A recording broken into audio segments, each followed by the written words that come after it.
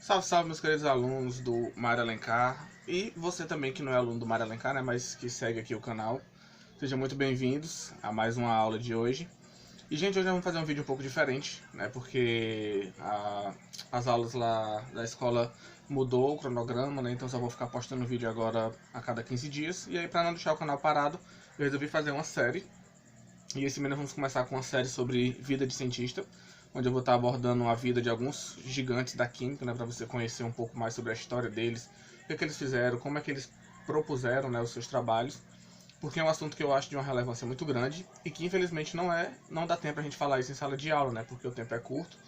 Então vamos começar hoje a falar sobre cientistas e o primeiro deles é o Jacobus van Hoof, né, que é um cara que eu sou muito fã. E que inclusive até num trabalho da graduação sobre história da química eu apresentei sobre a vida dele, né? Então vocês vão conhecer o primeiro laureado com o Prêmio Nobel de Química de 1901. Então vamos lá. Gente, química tem história, vida de cientista, né, professor, esse espetáculo da natureza. E para começar eu coloquei aqui uma frase do Van Hoof que diz o seguinte: às vezes é mais fácil contornar as dificuldades que aparecem, né, prevalentes, do que atacá-las, né? É uma frase do próprio Van Hoof. E a gente vai conhecer agora um pouquinho da trajetória dele, né, da vida dele e depois das suas contribuições para a ciência, tá? Primeiro de tudo, né, Van der Hoof nasceu no dia 30 de agosto de 1852 na cidade de Rotterdam, na Holanda. Aqui é a foto da cidade, top, né? E Rotterdam era uma cidade portuária, então vinham muitas pessoas, né? Tinha um trânsito muito intenso de pessoas e muitas culturas também. O Van der Hoof era o terceiro de 7 filhos, né? O seu pai era médico, o nome do pai dele também era Jacobus Henrico van Hoof, e dos 7 filhos ele era o terceiro. E o Van der Hoof ele sempre foi muito estudioso, né? Ele sempre foi muito inteligente e, inclusive, aos 17 anos ele conclui o seu ensino médio, né? No caso ele conclui o curso de tecnologia em química na Politécnica de Delphi. E uma curiosidade é que o curso durava 3 anos, né? Ele concluiu em 2 anos apenas. Mas antes dele fazer esse curso, tem um ponto interessante aqui para falar com vocês. O Van der Hoof ele sempre foi imerso em muitas manifestações culturais. Era comum a família, né, o pai dele juntar os filhos e eles ficarem lendo poesias. Van der Hoof era muito fã das obras de Shakespeare e também de Lord Byron. Inclusive, ele até ia seguir carreira na área de humanidades. A família dele apoiava muito ele seguir carreira na área de humanas ou na área de medicina, né? E aí, como ele era muito fã do Shakespeare, eu coloquei aqui uma frase dele que fala assim: plante seu jardim e decore sua alma, ao invés de esperar que alguém lhe traga flores. É uma frase para vocês meditarem, né? Refletirem um pouco sobre isso. E aí, o Van der Hoof foi estimulado a seguir carreira na área de humanas, porém, em 1869 veio a grande decepção. Como assim, Carlinhos? Ele decidiu que iria estudar química. Graças a Deus, né? Para o bem da humanidade, um dos maiores expoentes da área de química foi o Van Hoof. E a família dele, a princípio, não gostou, foi uma decepção muito grande, por isso que eu coloquei o sapinho triste. Mas depois ele foi apoiado e ele seguiu, né, na sua trajetória acadêmica. Antes da gente falar um pouco da trajetória dele, só queria destacar para vocês aqui, ó, o Burke School, que foi a escola que ele estudou, fez o ensino fundamental, né, o primário. Depois ele concluiu o curso de Tecnologia Química na Politécnica de Delphi. E em 1872 ele entra na Universidade de Leiden, na Holanda. Tá aí a Universidade de Leiden, linda. Só que ele passa em torno de 1 ano na Universidade de Leiden e ele se transfere para a Universidade de Bonn, na Alemanha, que é essa daqui, a Universidade de Bonn. E ele vai para a Universidade de Bonn principalmente devido a um professor que tinha lá, que é um gigante da química orgânica, que é Frederic Auguste Kekulé, né, considerado um dos pais da química orgânica. Galera do terceiro ano já estudamos sobre ele, né, mas ele vai ganhar uma aula, um vídeo depois só sobre a vida dele, porque ele é muito top. E o Van der Hoof estuda com o Kekulé, só que ele fica na Universidade de Bonn geralmente entre 72 e 73, né? Ele passa também cerca de 1 ano na Universidade de Bonn e depois, recomendado pelo próprio Kekulé, ele vai para a Escola de Medicina de Paris, onde ele vai estudar com outro gigante da química, que é o Adolf Hutz, né? Conhecido pelas suas sínteses orgânicas, né? Trabalhou, hoje inclusive tem uma reação que leva o nome dele, que é a síntese de Hutz, é um gigante da química orgânica também, e Van der Rohe sempre estava cercado por grandes mestres, né? E aqui, mais uma vez, eu abro um parênteses para destacar a importância dos professores, né, dos pesquisadores, como nós, professores, temos uma influência na vida dos nossos alunos. E eu falo também, a princípio, agradecendo muito os meus professores da graduação, né, a doutora Solange, a Flávia, o doutor André Herzog, a doutora Carícia, todos os professores que eu tive na graduação, mas principalmente os meus professores lá da base, lá do ensino médio, né, principalmente a Claudete Farias, professora de Biologia do Barcelos, o Alexandro Marques, que foi meu professor de Física, também do JB, do Barcelos, e o Ricardo Gomes, que foi o meu professor de Química, os 3 anos lá no Barcelo, e foi um cara que me incentivou muito a seguir a área de Química.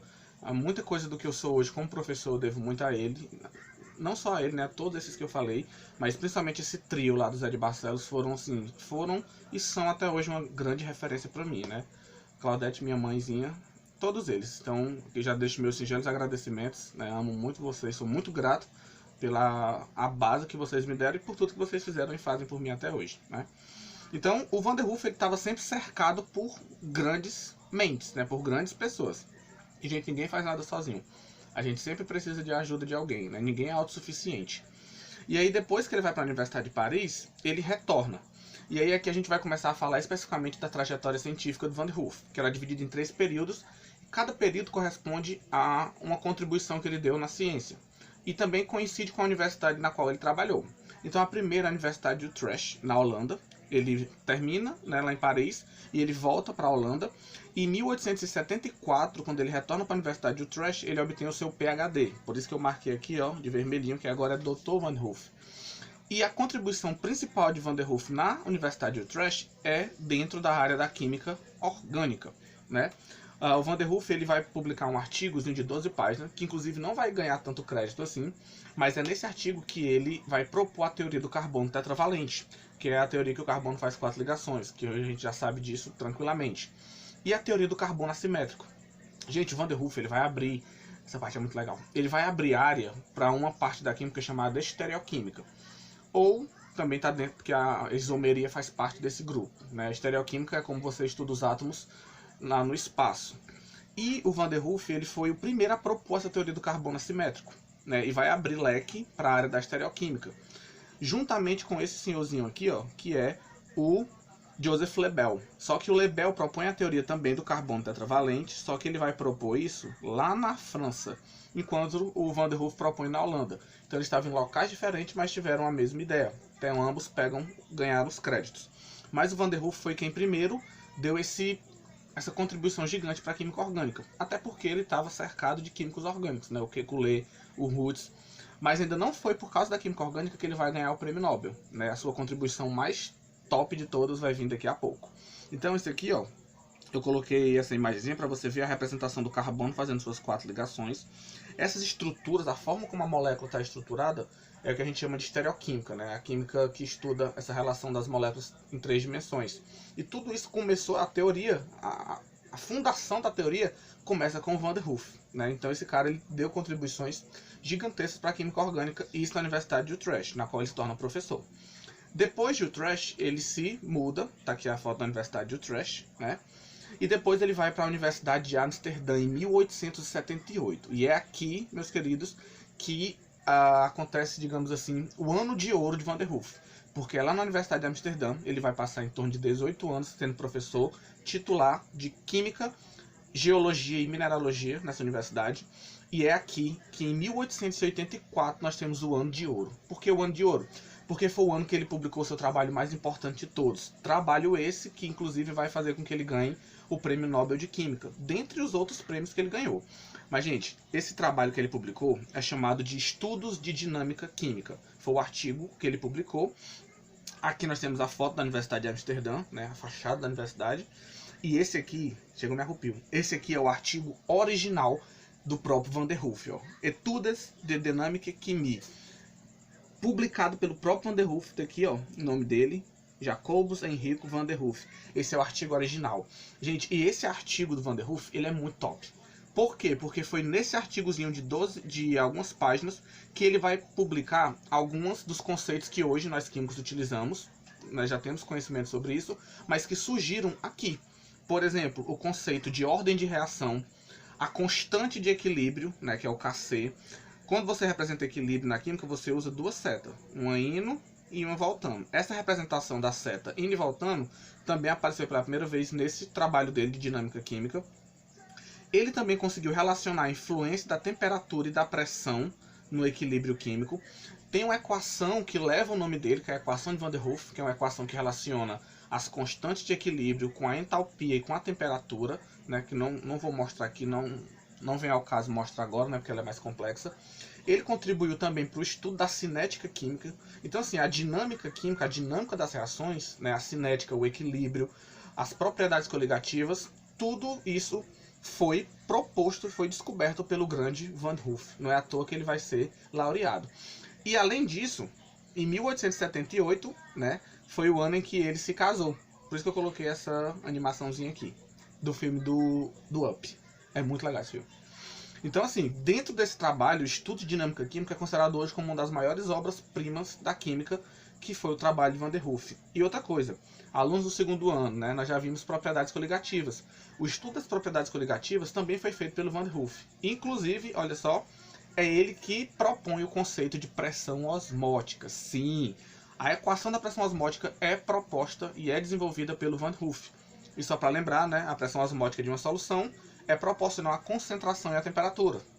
A gente já viu isso na aula lá no canal. Se você ainda não viu, vai lá no canal que tem uma aula sobre propriedades coligativas completa. E a pressão osmótica, né, ele faz baseado no estudo dos gases. E nós temos a equação famosa da pressão osmótica, que é igual à concentração molar vezes a constante dos gases, que é o R, vezes a temperatura. Lembrando que essa temperatura sempre tem que estar em Kelvin, tá? E, gente, uma novidade para vocês, que eu não falei na aula de propriedades coligativas, é a inclusão desse fatorzinho, dessa letra I, que é conhecido na química como o fator de Van der Hoef. Né? Até coloquei aqui que é o meu fator, é o fator de Van der Hoef. Na aula de propriedades coligativas, a gente não falou desse fator, mas mais para frente eu vou fazer uma aula explicando ele. E esse fator ele é levado em consideração quando se trata de soluções iônicas, porque ele vai levar em consideração a dissociação do composto. Por exemplo, quando você dissolve um ácido na água, ele não dissolve 100%. Às vezes ele só dissolve 60%, 70%. Então essa porcentagem aí, a quantidade de partículas que vai estar presente, ela tem que ser levada em consideração. E isso é calculado através do fator de Van der Hoef, né? Então, quando fala em soluções iônicas, a equação da pressão osmótica tem que ter o fator de Van der Hoef, que mais pra frente eu vou explicar para vocês sobre, né? Vou fazer uma aula explicando como se usa. Mas foi proposto por ele. E lembrando que a pressão osmótica, né, é a pressão que você aplica para evitar que a osmose aconteça. É a mínima pressão exercida para impedir que a osmose aconteça, né? E essa pressão osmótica também foi, tanto a equação como o conceito, foram criadas pelo Van der Hoef lá naquele artigozinho do estudo de química, estudo dinâmico de química, né? Então você vê que o cara fez contribuições absurdas. E essa contribuição de 1884 sobre a dinâmica das soluções, né, é o que vai dar a ele o Prêmio Nobel de Química. E aí, gente, olha só. O Van der Hoef, com todos os seus trabalhos, ele vai criar, literalmente, ele que vai criar a disciplina que hoje nós conhecemos como físico-química. Que, para os alunos do segundo ano, é o que a gente estuda, a cinética, a termoquímica, as propriedades coligativas, as soluções, a entropia. Enfim, tem uma gama de conceitos que na graduação é uma das disciplinas mais difíceis que tem, mais complexas, é a físico-química. E quem cria a físico-química é o Van der Hoef. O cara foi... Van der Hoef é espetacular. Não tem palavras para descrever o Van der Hoef. Então ele cria a disciplina de físico-química. A termodinâmica, que é uma disciplina altamente complexa, que a gente vai estudar também, já vai começar na próxima semana, aluno do segundo ano, já dando um spoiler, né? Vamos começar a estudar termoquímica, que está dentro da termodinâmica. É ele também que dá as primeiras bases da termodinâmica, é o Van der Hoef. E, inclusive, gente, o trio fantástico, né? Enrico Van der Hoef, que é quem nós estamos falando agora. Outros dois grandes cientistas, que é o Arrhenius, que vai ter um vídeo sobre ele também.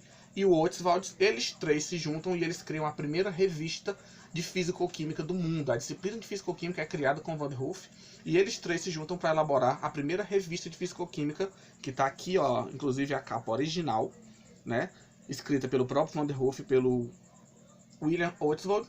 E essa revista, até hoje, ela é considerada uma das maiores referências na físico-química. Está aqui uma versão mais moderna dela, em 2007. Então ela é uma revista internacional, todas as publicações físico-químicas mais top são publicadas nessa revista, né? Ela tem um impacto muito grande, e essa revista foi criada pelo Van der Hoef, juntamente com o Arrhenius e o Ostwald, tá?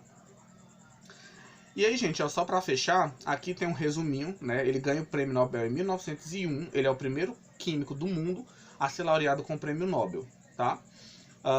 Ele era, resumindo, né? Ele é um químico holandês, foi ele que fundou a estereoquímica, né? Que é a parte da química orgânica, estudou matemática e filosofia, criou a estereoquímica, e o Prêmio Nobel de Química é dado justamente pelas suas contribuições das leis da dinâmica química e também pela descoberta da pressão osmótica, né, que foi aquele artigo lá de 1884. Todos aqueles conceitos de dinâmica química foi o que rendeu a ele o Prêmio Nobel. E eu coloquei aqui um resumo, né, de quase das contribuições mais importantes do Van Hoef, que foram várias, né? O estudo da dinâmica química, que foi aquele artigo que eu falei para vocês, né, onde ele fala sobre ordem de reação, sobre termoquímica, sobre a velocidade da reação e sobre a pressão osmótica. Ele também contribui para a cinética química. Ele que vai estudar as propriedades coligativas, o efeito ebulioscópico, o efeito crioscópico e a pressão osmótica, tudo é criado e é proposto pelo Van der Hoef, além de explicar a estrutura da isomeria ótica, né, o carbono assimétrico. Então o cara deu contribuições gigantescas para químicas. Além disso, a última fase da vida dele, depois de 18 anos na Universidade de Amsterdã, ele vai para Berlim, e ele se torna professor da Universidade de Berlim, e lá ele vai contribuir para a petrologia, que é o estudo das ciências da Terra, né, que é o estudo das rochas. Inclusive, gente, ele vai fazer ele vai criar um museu, né, para estudar esses minérios lá na Alemanha. Ele vai conseguir fazer um estudo sobre as minas de potassa. Inclusive, graças ao estudo do Van der Hoef, a Alemanha tem um monopólio do potássio durante a guerra, porque o potássio era muito utilizado, né, e ele conseguiu fazer um estudo das minas que continham minérios de potássio. Então ele abre caminho para o estudo dos minerais também, da petrologia. Então, além de contribuir enormemente para a química, ele também contribui para a petrologia. E aí, em 1º de março de 1911, em Berlim, né, que é onde ele foi trabalhar depois de Amsterdã, ele falece na Alemanha vítima de tuberculose, no dia 1º de março de 1911, né? Mas Van der Hoef, se eu fosse listar aqui, gente, são mais de 15 premiações além do Prêmio Nobel. Medalhas, títulos de doutor honoris causa de outras universidades, né? Dentre outros prêmios que ele ganhou. Então você viu que Van der Hoef, ele é um gigante da química, né? Foi um dos cientistas brilhantes, de várias contribuições que ele deu. E às vezes a gente fala sobre ele nas aulas, né? Fala sobre a equação de Van der Hoef e não fala quem foi Van der Hoef, né? Então agora, espero que vocês tenham gostado, tenham conhecido um pouquinho mais sobre ele.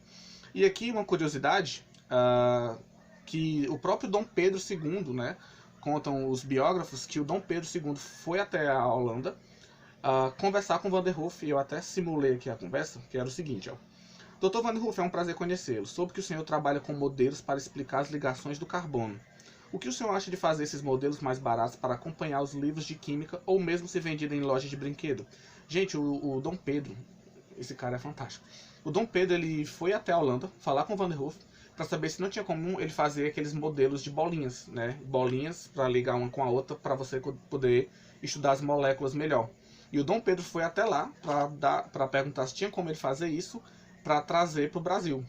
Olha a visão de Dom Pedro sobre o ensino de química, né? Usar um modelo de bolinhas, né, para fazer moléculas, para as crianças entenderem melhor como é que são as moléculas orgânicas. E aí, esse aqui eu coloquei, né? O prazer é meu, é uma ideia bastante formidável, ele não disse isso, eu que inventei, mas isso é verdade, né? O Dom Pedro foi até a Holanda, inclusive o Dom Pedro deixou uma quantia muito boa de dinheiro para que o Van der Hoef pudesse investir no laboratório dele. Isso é muito importante, né? Quando um governo acredita em ciência, né? Investe em ciência. Então, gente, espero que vocês tenham gostado. E para encerrar, como o Van der Hoef era muito fã do Lord Byron, né? Que era um poeta romantista, eu coloquei aqui 2 frases do Lord Byron. Sabemos muito pouco o que somos e menos ainda o que podemos ser. E por último, todo aquele que conseguir a alegria deve compartilhá-la. Lord Byron, romantista, né, no qual o Van der Hoef era muito fã.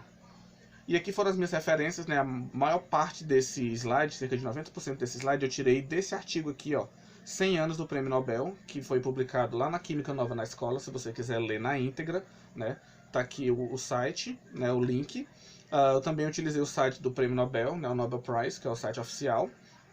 E também consultei o livro da Martha Reis, que é uma coleção muito boa chamada Completamente Química. E também peguei algumas informações na Wikipédia original. tá bom? Então, gente, espero que vocês tenham gostado, né?